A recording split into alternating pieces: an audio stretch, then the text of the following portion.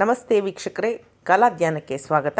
ನಾನು ನಿಮ್ಮ ನಳಿನಾಡಿ, ಸಾಹಿತಿ ಸಂಶೋಧಕಿ ಹಾಗೂ ಹವ್ಯಾಸಿ ಪತ್ರಕರ್ತೆ.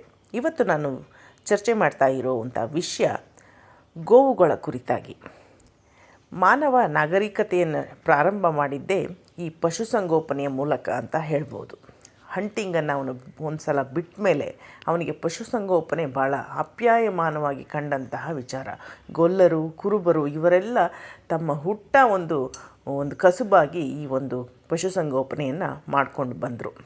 ಗೋವುಗಳು ಸಹ ಅಷ್ಟೇ ಪ್ರಾಮಾಣಿಕತೆ, ನಿಷ್ಠೆಯಿಂದ ತಮ್ಮ ಒಡೆಯನಿಗೆ ಬದುಕಿದ್ದಂಥ ವಿಚಾರ ಎಲ್ಲರಿಗೂ ಗೊತ್ತಿದೆ. ಗೋವಿನ ಕತೆ ಅನ್ನೋದು ಒಂದು ಹಸು ಎಷ್ಟರ ಮಟ್ಟಿಗೆ ಪ್ರಾಮಾಣಿಕವಾಗಿ ಬದುಕಬಹುದು, ತನ್ನ ಪ್ರಾಣವನ್ನೂ ಒತ್ತೆ ಇಟ್ಟು ಹೇಗೆ ಅದು ಧರ್ಮನಿಷ್ಠೆಯನ್ನು ನಡೆಸ್ಕೊಳ್ಬೋದು ಅಂತ ಒಂದು ಖಾತರಿಪಡಿಸಿರುವಂತಹ ಕತೆ ನಮ್ಮ ಒಂದು ಪುರಾಣದಲ್ಲಿ ಇದೆ. ಅದು ಈ ಭಾರತ ನೆಲದಲ್ಲಿ ಮಾತ್ರ ಸಾಧ್ಯ ಅನ್ನೋದನ್ನು ನಾವು ಗಮನಿಸಬೇಕಾಗತ್ತೆ. ಮತ್ತೊಂದು ವಿಚಾರ, ಯಾವುದೇ ಹೆಣ್ಣುಮಗಳು ಒಂದು ಮದುವೆಯಾಗಿ ಹೊರಟಳು ಅಂದರೆ ಅವಳಿಗೆ ಬೆಳ್ಳುಳ್ಳಿ ಅಂತೇಳಿ ಒಂದು ಎಮ್ಮೆ ಅಥವಾ ಒಂದು ಹಸುವನ್ನು ಕೊಡ್ತಾಯಿದ್ರು. ಅದು ಅವಳ ಒಂದು ಕುಟುಂಬ ಸುಭಿಕ್ಷವಾಗಿರಲಿ ಅಂತ ಆ ಒಂದು ತವರು ಮನೆಯ ಆಶೀರ್ವಾದ ಆಗಿರ್ತಾ. ಜಗತ್ತಿಗೆ ಭಗವದ್ಗೀತೆಯನ್ನು ಬೋಧಿಸಿದ ಶ್ರೀಕೃಷ್ಣ ಸಹ ತನ್ನ ಸಮಯದ ಉಪಯೋಗವನ್ನು ಗೋವುಗಳ ನಡುವೆ ಮುರಳಿಯನ್ನು ನುಡಿಸುತ್ತಾ ಕಳೆಯುತ್ತಾ ಇದ್ದ ಅನ್ನೋದು ಸಹ ಬಹಳ ವಿಶೇಷವಾದ ಅಂಶ. ಓರ್ವ ಸೋದರರು ಇವತ್ತು ನಿಮಗೆ ಒಂದು ಗೋಶಾಲೆಗೆ ಪರಿಚಯ ಮಾಡ್ತಾರೆ, ನಿಮ್ಮನ್ನು ಗೋಶಾಲೆಯಲ್ಲಿರುವಂಥ ವಿಶೇಷಗಳನ್ನ ತೋರಿಸ್ತಾರೆ. ಅವರ ವಿಡಿಯೋ ಈಗ ನಿಮ್ಮ ಮುಂದಿದೆ, ದಯಮಾಡಿ ನೋಡಿ. ಮನುಷ್ಯ ತನ್ನ ಸ್ವಾರ್ಥಕ್ಕಾಗಿ ಪ್ರಾಣಿಗಳನ್ನ ಬಳಸ್ಕೊಳ್ತಿರೋ ಪ್ರಪಂಚದಲ್ಲಿ ಒಬ್ಬ ತನ್ನ ಸಾಂಸಾರಿಕ ಜೀವನದಿಂದ ದೂರ ಉಳಿದು ತನ್ನ ಜೀವನವನ್ನೆಲ್ಲ ಗೋ ಸೇವೆಗೆ ಅಂತ ಮುಡಿಪಿಟ್ಟು ಅವುಗಳನ್ನ ಮಕ್ಕಳಂತೆ ಪಾಲನೆ ಮಾಡ್ತಿರೋ ಒಬ್ಬ ಬ್ರಹ್ಮಚಾರಿಯ ಕಥೆನ ನಾನು ಇವತ್ತು ನಿಮ್ಗೆ ಹೇಳಕ್ ಹೊರಟಿದ್ದೀನಿ.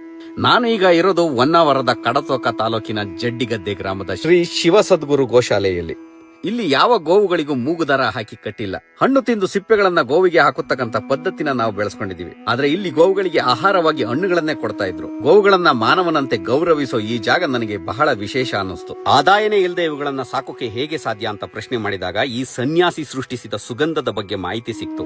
ಇವರು ಈ ಗೋವುಗಳ ಸಗಣಿಯಿಂದ ಆದಾಯ ಪಡ್ಕೊಂತಾ ಇದ್ದಾರೆ. ಪ್ರತಿದಿನ ಸಹ್ಯಾದ್ರಿಯಲ್ಲಿ ವಿವಿಧ ಜಾತಿಯ ವನಸ್ಪತಿಗಳನ್ನ ಸೇವಿಸಿ ಬರೋ ಈ ಗೋವುಗಳಿಂದ ದೊರೆತ ಸಗಣಿಯ ಮಹತ್ವವನ್ನು ತಿಳಿದು ಹಲವು ವರ್ಷಗಳ ಪ್ರಯತ್ನದಿಂದ ತಾಮ್ರಗೌರ, ಪ್ರಧಾನ ಧೂಪ, ಅಗ್ನಿಹೋತ್ರ ಧೂಪ, ಗೋಮಯ, ಗೋ ರಕ್ಷಾ ಕವಚಗಳಂತಹ ದಿನೋಪಯೋಗಿ ಪದಾರ್ಥಗಳನ್ನ ಶುದ್ಧ ದೇಸಿ ಹಸುವಿನ ತುಪ್ಪ ಬಳಸಿ ತಯಾರಿಸಿ ಮಾರುಕಟ್ಟೆಗೆ ತಂದಿದ್ದಾರೆ. ಅದರಲ್ಲಿ ತಾಮ್ರಗೌರ ನನಗೆ ಬಹಳ ಆಸಕ್ತಿಯನ್ನ ಉಂಟು ಮಾಡಿತು. ಮನೆಯ ಪೂಜಾ ಸಾಮಗ್ರಿಗಳಾದ ತಾಮ್ರ, ಬೆಳ್ಳಿ, ಬಂಗಾರಗಳನ್ನು ಕೂಡ ಮಿತ ನೀರನ್ನ ಬಳಸಿ ಬೆರಳಿನಿಂದಲೇ ಶುದ್ಧಗೊಳಿಸಬಹುದಾದ ಒಂದು ವಿಸ್ಮಯ ಆವಿಷ್ಕಾರ ಇದು. ಇದರಲ್ಲಿ ಯಾವುದೇ ರಾಸಾಯನಿಕ ಪದಾರ್ಥ ಇಲ್ಲದಿರೋದ್ರಿಂದ ಸಮಯದಲ್ಲಿ ಹಲ್ಲು ಕೂಡ ಉಜ್ಜೋಕೆ ಬಳಸಬಹುದಾದಂತ ಒಂದು ಉತ್ತಮ ಪದಾರ್ಥ ಇದು. ತೊಳೆದ ನೀರನ್ನ ಗಿಡಗಳಿಗೂ ಕೂಡ ಗೊಬ್ಬರದ ರೀತಿ ಬಳಸಬಹುದು. ನಮ್ಮೆಲ್ಲರಿಗೂ ಗೋವುಗಳ ಸಂರಕ್ಷಣೆ ಮಾಡೋ ಉದ್ದೇಶ ಅಂತೂ ಇದೆ, ಆದ್ರೆ ಅದರ ದಾರಿ ತಿಳಿಯದೆ ಉದ್ದೇಶವಾಗೇ ಉಳಿದಿದೆ. ನಾವು ಈ ಗೋವುಗಳ ಸಗಣಿಯಿಂದ ಮಾಡುವ ಉತ್ಪನ್ನಗಳನ್ನ ಅತಿ ಹೆಚ್ಚು ಸಂಖ್ಯೆಯಲ್ಲಿ ಬಳಸೋದ್ರಿಂದ ಗೋವುಗಳ ಅವಶ್ಯಕತೆ ಕೂಡ ನಮ್ಮಲ್ಲಿ ಹೆಚ್ಚಾಗುತ್ತೆ. ಆ ಗೋವುಗಳಿಗೆ ವಯಸ್ಸಾದ್ರೂ ಕೂಡ ಸಗಣಿ ಹಾಕೋದ್ರಿಂದ ಅವುಗಳ ಸಂರಕ್ಷಣೆ ಆಗುತ್ತೆ. ಎಲ್ಲ ಕಡೆ ಹೆಚ್ಚು ಹೆಚ್ಚು ಗೋಶಾಲೆಗಳು ಕೂಡ ಸೃಷ್ಟಿಯಾಗ್ತವೆ. ಇದು ಇವರ ಆಲೋಚನೆ. ಇವರು ಯಾರ ಬಳಿನೂ ಡೊನೇಷನ್ ಕೇಳೋರಲ್ಲ. ಇವರೇ ತಯಾರು ಮಾಡಿರೋ ಈ ಪದಾರ್ಥಗಳನ್ನ ಜಗತ್ತಿಗೆ ಕೊಟ್ಟು ಅದರಿಂದ ಬರೋ ಆದಾಯದಲ್ಲಿ ಗೋವುಗಳನ್ನ ಸೇವೆ ಮಾಡೋ ಉದ್ದೇಶ ಇವರದು. ಇಂತಹ ಪದಾರ್ಥಗಳು ಎಲ್ಲೆಡೆ ತಲುಪಿ ಅತಿ ಹೆಚ್ಚು ಮಾರುಕಟ್ಟೆ ದೊರೆತು ಸಾವಿರಾರು ಗೋವುಗಳನ್ನು ಸಾಕೋ ಸಾಮರ್ಥ್ಯ ಇವರಿಗೆ ದೊರೆಯಲಿ ಅನ್ನೋದೇ ನನ್ನ ಆಕಾಂಕ್ಷೆ ಕೂಡ. ನೀವು ಏನಾದ್ರೂ ಇವುಗಳನ್ನ ಖರೀದಿ ಮಾಡಬೇಕು ಅಂದ್ರೆ ಸ್ಕ್ರೀನ್ ಮೇಲೆ ನಂಬರ್ ಹಾಕಿರ್ತೀನಿ, ಅವರನ್ನ ಕಾಂಟ್ಯಾಕ್ಟ್ ಮಾಡಬಹುದು. ಜೈ ಗೋಮಾತಾ.